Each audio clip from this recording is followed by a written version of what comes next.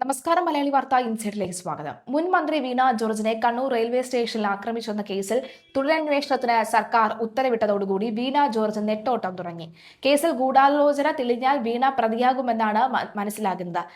കള്ളമൊഴി നൽകിയ gunman അകത്താവും. CPM PR ഏജൻസികൾ രൂപം നൽകിയ നാടകമായിരുന്നു വീണയ്ക്ക് നേരെയുള്ള ആക്രമണം. ഒരു റെയിൽവേ സ്റ്റേഷനിൽ പട്ടാപ്പകൽ ഒരു വനിതാ മന്ത്രിക്ക് നേരെ ആക്രമണം ഉണ്ടായാൽ പോലീസ് കണ്ടു നിൽക്കില്ല. മാത്രമല്ല, റെയിൽവേ സ്റ്റേഷൻ പോലെ പരസ്യമായ ഒരു സ്ഥലത്ത് നടക്കുന്ന ആക്രമണം നിസ്സാരവൽക്കരിക്കാൻ കഴിയുകയുമില്ല. വീണയ്ക്ക് നേരെ ആക്രമണം ഉണ്ടായിട്ടുണ്ടെങ്കിൽ തീർച്ചയായും അതിന് പിന്നിൽ വ്യക്തമായ കാരണം ഉണ്ടാകും. എന്നാൽ പിണറായിയുടെ പോലീസിന് ഇതിൽ ആക്രമണം കണ്ടെത്താൻ കഴിഞ്ഞിട്ടതുമില്ല. അതിനാൽ സതീശൻ സർക്കാരിന് സംശയം തോന്നി. അങ്ങനെയാണ് അന്വേഷണത്തിന് തീരുമാനം ഉണ്ടായത്. സ്പീക്കറായിരുന്ന ഷംസീറിന്റെ നിർദ്ദേശാനുസരണമാണ് വീണ ആശുപത്രിയിൽ പ്രവേശിപ്പിക്കപ്പെട്ടത് എന്നൊരു കഥയും പ്രചരണത്തിനുണ്ട്. എന്നാൽ ഷംസീർ വന്ദേ ഭാരതത്തിൽ സ്ഥലം വിട്ടതിനാൽ കേസിൽ പ്രതിയാകാനുള്ള സാധ്യത കുറവാണ്. വീണ കള്ളം പറഞ്ഞാണ് ആശുപത്രിയിലായതെങ്കിൽ അതിന്റെ മറുപടി അവർ പറഞ്ഞേ തീരൂ. അതാണ് മുൻ മന്ത്രി ചിലപ്പോൾ കേസിൽ പ്രതിയാകുമെന്ന സൂചനകൾ ഉയരുന്നത്. നിലവിൽ റെയിൽവേ പോലീസ് അന്വേഷിക്കുന്ന കേസിൽ പ്രത്യേക അന്വേഷണ സംഘത്തെ, അതായത് SIT നിയോഗിക്കും. SP റാങ്കിലുള്ള ഉദ്യോഗസ്ഥരാകും അന്വേഷണ തലവന്മാർ. ഫെബ്രുവരി 25 നടന്ന പ്രതിഷേധത്തിനിടെ വീണ ജോർജിനെ ആക്രമിച്ച് പരിക്കേൽപ്പിച്ചെന്ന കേസിൽ കണ്ണൂർ ജില്ലാ പ്രസിഡന്റ് അടക്കം 5 KSU പ്രവർത്തകരെ റിമാൻഡ് ചെയ്തിരുന്നു. ഇവർക്ക് പിന്നീട് ജാമ്യവും ലഭിച്ചിരുന്നു. കഴിഞ്ഞ സർക്കാരിന്റെ കാലത്ത് യൂത്ത് കോൺഗ്രസ് KSU പ്രവർത്തകർ ഉൾപ്പെട്ട പ്രതിഷേധ സംഭവങ്ങളിൽ UDF സർക്കാർ പ്രഖ്യാപിക്കുന്ന മൂന്നാമത്തെ തുടരന്വേഷണമാണ് ഇത്. ആലപ്പുഴ രക്ഷാപ്രവർത്തന കേസിൽ SIT രൂപീകരിച്ചുള്ള അന്വേഷണം കേസിൽ വലിയ വഴിത്തിരിവുണ്ടാക്കി. മുഖ്യമന്ത്രിയായിരിക്കെ പിണറായി വിജയനെതിരെ ഇൻഡിഗോ വിമാനത്തിൽ പ്രതിഷേധിച്ച യൂത്ത് കോൺഗ്രസ് നേതാക്കളെ മർദ്ദിച്ച കേസിലും പ്രത്യേക അന്വേഷണ സംഘത്തിന് രൂപം നൽകി. വീണ ജോർജിനെ ആക്രമിച്ചെന്ന കേസ് കെട്ടിച്ചമച്ചതാണെന്നും വിശദമായ അന്വേഷണം നടത്തണമെന്നും ആവശ്യപ്പെട്ട് കണ്ണൂർ MLA TO മോഹനൻ നൽകിയ പരാതിയിലാണ് ആഭ്യന്തര വകുപ്പിന്റെ ഇപ്പോഴത്തെ നടപടി. കണ്ണൂർ റെയിൽവേ സ്റ്റേഷനിൽ നടന്ന പ്രതിഷേധത്തിനിടെ KSU പ്രവർത്തകർ ആയുധം ഉപയോഗിച്ച് മന്ത്രിക്ക് നേരെ ചാടി വീണതും കഴുത്തിനാക്രമിച്ച് പരിക്കേൽപ്പിച്ചുമുള്ള ഗൺമാന്റെ മൊഴിയിലാണ് അന്ന് കേസെടുത്തത്. എന്നാൽ സംഭവ സ്ഥലത്ത് നിന്ന് പ്രതികളെ പിടികൂടിയ പോലീസ് ആയുധങ്ങളൊന്നും കണ്ടെത്താനായില്ല. കണ്ണൂർ ജില്ലാ ആശുപത്രിയിലും പരിയാരം മെഡിക്കൽ കോളേജ് ആശുപത്രിയിലും ചികിത്സ തേടുകയും ICUവിൽ പ്രവേശിപ്പിക്കപ്പെടുകയും ചെയ്ത വീണ ജോർജ് പിറ്റേന്ന് പുലർച്ചെ രഹസ്യമായി ആശുപത്രിയിൽ പത്തനംതിട്ടയിലേക്ക് റോഡ് മാർഗം പോവുകയും ചെയ്തു. അത് വലിയ ചർച്ചയായി. സംഭവവുമായി ബന്ധപ്പെട്ട് ശേഖരിച്ച CCTV ദൃശ്യങ്ങളിലൊന്നും മന്ത്രിയെ ആക്രമിക്കുന്നതിന്റെ തെളിവുകളോ പോലീസിന് കണ്ടെത്താൻ കഴിഞ്ഞിട്ടില്ല.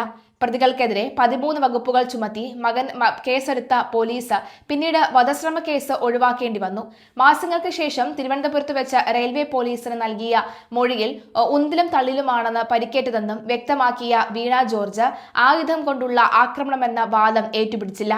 കണ്ണൂരിൽ മന്ത്രി വീണ ജോർജിന് പരിക്കേറ്റ സംഭവം CPM PR ഏജൻസിയുടെ തിരക്കഥയുടെ അടിസ്ഥാനത്തിൽ സംവിധാനം ചെയ്ത സിനിമയാണെന്ന് എല്ലാവർക്കും അറിയാമായിരുന്നു. മോഹൻലാൽ മുഖ്യമന്ത്രി പിണറായി വിജയനുമായി നടത്തിയ അഭിമുഖത്തിന്റെ മാതൃകയിൽ ടീസർ പുറത്തുവിട്ട് ആഘോഷിക്കാനുള്ള ഒന്നായി മന്ത്രിക്കുണ്ടെന്ന് പറയപ്പെടുന്ന പരിക്ക് മാറിയെന്നാണ് ആരോപണം. ആലപ്പുഴ മെഡിക്കൽ കോളേജിൽ കത്രിക വയറിൽ കുടുങ്ങിയ സംഭവത്തെ തുടർന്ന് ആരോഗ്യമന്ത്രിക്കെതിരെ കുറെ നാളുകളായി പ്രതിഷേധം അന്ന് ആ കാലഘട്ടത്തിൽ കനക്കുന്നുണ്ടായിരുന്നു. കണ്ണൂർ റെയിൽവേ സ്റ്റേഷനിലും സമാനമായ പ്രതിഷേധം തന്നെയാണ് നടന്നത്. എന്നാൽ പെട്ടെന്ന് ചിത്രം വഴിമാറി. മന്ത്രിക്ക് കോൺഗ്രസുകാരിൽ നിന്ന് പരിക്കേറ്റെന്ന് തെളിയിക്കാനുള്ള ഒന്നും തന്നെ കണ്ണൂരിൽ ഉണ്ടായില്ല. എന്നാൽ മന്ത്രി ICUവിലായി. മുഖ്യമന്ത്രി ഉൾപ്പെടെയുള്ളവർ മന്ത്രിയെ സന്ദർശിച്ചു. നാട് മുഴുവൻ പ്രതിഷേധമുയർന്നു. സമൂഹ മാധ്യമങ്ങൾ ഇടത് ഹാൻഡിലുകൾ പ്രതിഷേധവുമായി രംഗത്തെത്തി. മന്ത്രിയുടെ പ്രവർത്തനങ്ങൾ പരക്കെ വിമർശിക്കപ്പെട്ടു. സാഹചര്യത്തിലും മന്ത്രി ആശുപത്രിയിലായതിനാൽ ദുഃഖം തളം കെട്ടി. ഇതിനിടയിൽ ചാനൽ ക്യാമറകൾ യഥാർത്ഥ വിഷ്വലുകൾ പുറത്തുവിട്ടു. ഇതിനിടയിൽ CPMന് വേണ്ടി പ്രവർത്തിക്കുന്ന PR ഏജൻസികൾ മന്ത്രിയെ ആശുപത്രിയിലാക്കാൻ നിർദ്ദേശം നൽകിയെന്നാണ് വിവരം. മന്ത്രിക്കും വകുപ്പിനുമെതിരെ നിലനിൽക്കുന്ന ചീത്തപ്പേര് ഇല്ലാതാക്കാനുള്ള നീക്കമാണ് ഏജൻസികൾ നടത്തിയത്. മന്ത്രിയുടെ കഴുത്തിന് എങ്ങനെ പരിക്കേറ്റെന്നാണ് കോൺഗ്രസുകാർ പോലും അത്ഭുതപ്പെട്ടത്. പ്രതിഷേധക്കാർ മന്ത്രിയുടെ അടുത്തെത്തിയിട്ടില്ല. എന്നാൽ മന്ത്രി അവർക്ക് നേരെ ആക്രോശിക്കുന്ന സമയത്ത് കഴുത്തിൽ എന്തെങ്കിലും സംഭവിച്ചിരിക്കാൻ സാധ്യതയുണ്ട്. മന്ത്രിക്ക് MRI പരിശോധന വേണമെന്നാണ് ഡോക്ടർമാർ പറയുന്നത്. ഏതായാലും മന്ത്രിയെ പുറത്തിറക്കാൻ ഏജൻസികൾ സമ്മതിച്ചില്ല. മന്ത്രിയുടെ പരിക്ക് ഗുരുതരമായിരുന്നെങ്കിൽ സംഭവ സമയത്ത് സ്ഥലത്തുണ്ടായിരുന്ന സ്പീക്കർ വന്ദേ ഭാരതത്തിൽ തിരുവനന്തപുരത്തേക്ക് മടങ്ങില്ലായിരുന്നു.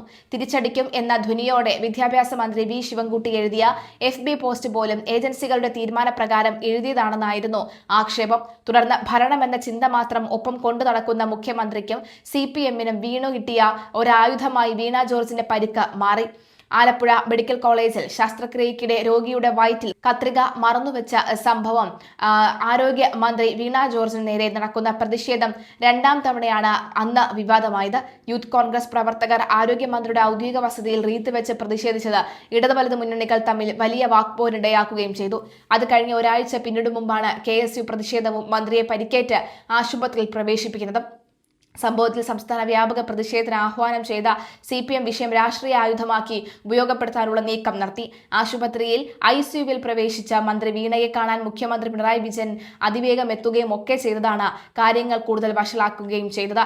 എന്തായാലും അന്നത്തെ മുഖ്യമന്ത്രി പിണറായി വിജയനെ കണ്ടുപിടിക്കാൻ കഴിയാത്തത് ഇന്നത്തെ ആഭ്യന്തരമന്ത്രിയും ഇന്നത്തെ മുഖ്യമന്ത്രിയും ചേർന്ന് കണ്ടുപിടിക്കുക തന്നെ ചെയ്യും. ഇതിന്റെ സത്യാവസ്ഥ പുറത്തു കൊണ്ടുവരിക ചെയ്യും എന്ന് വ്യക്തമാക്കുന്ന റിപ്പോർട്ടുകളാണ് പുറത്തുവരുന്നത്.